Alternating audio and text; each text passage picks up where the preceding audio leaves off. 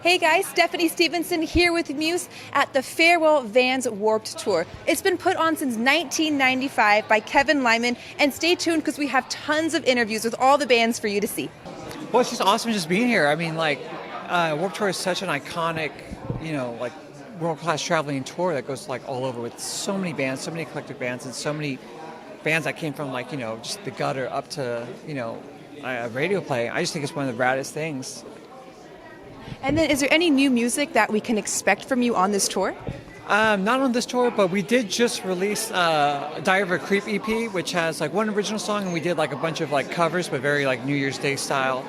We just released that one less than a month ago with we were on the In This Moment tour. Well, it's full circle. Being able to be involved in Warped Tour the last few years and go to Warped Tour from the time I was 12 has been a really surreal feeling, and also getting to play the very last Warped Tour. Some people are really sad about it being the last Warped Tour, but because I admire Kevin Lyman so much and everything that he created and having the longest standing, longest running moving tour in the U.S., I'm excited to see what he creates next. I've watched Kevin really grow into education in the education space and going to colleges. I've had the honor to speak on a few panels with him, and honestly, no lie, he's always the best person on the panel because he keeps it so raw and so real. And in talking to all the kids who have aspirations of building their own festivals or working in the entertainment industry, I think him being able to focus on that and all these other programs he's creating with the TEI and with also this new program for for helping people with drug addictions. I think Kevin's taking his 25 years of Warped Tour and his previous experience as a production manager and putting that into all these really cool causes that not only continue to help musicians, but also help educate people who want to put on cool events.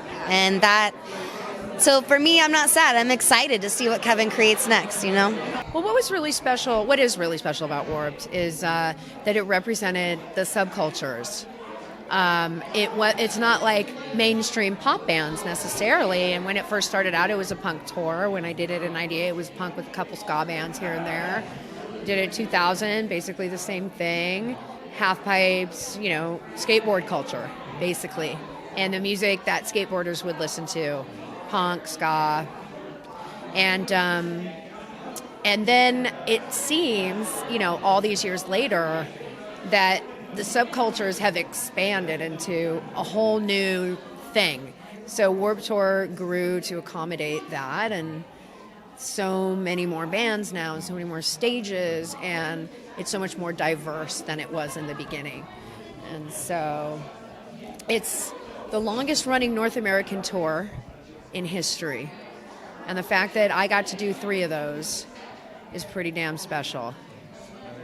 Yeah. It's an impressive production, that's for sure. It is. However many buses and it's 1,000 people almost traveling. Yeah. That's a circus, man. It's crazy. But who knows? The spirit of something like this you can't really kill. It's going to evolve into something.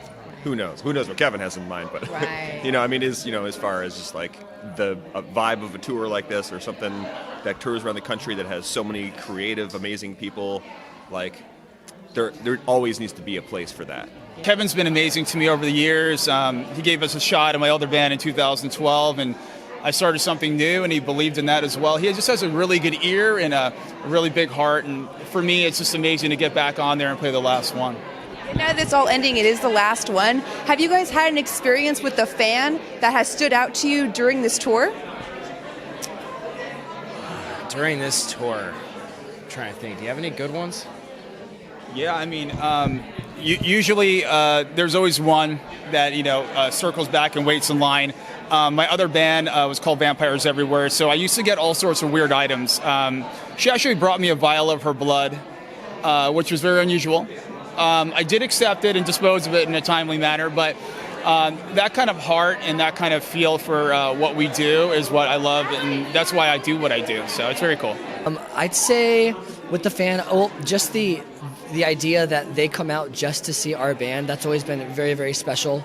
and they pulled us aside and told us that we were the reason for a bunch of different things that they decided to do. One being, I sing a lot about sobriety, and so that's always been a big one, is someone deciding to get clean after hearing my story, I guess. That's always been very important.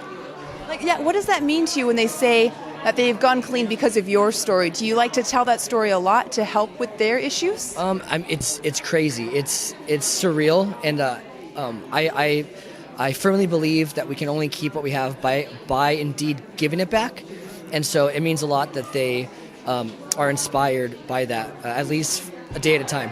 And what's some new music that you're working on right now? We just finished recording a brand new record, and I can't really say much more about it, but it should be out this year. Thank you for watching Muse. If you enjoyed this video, be sure to like it and subscribe to see all of our upcoming videos.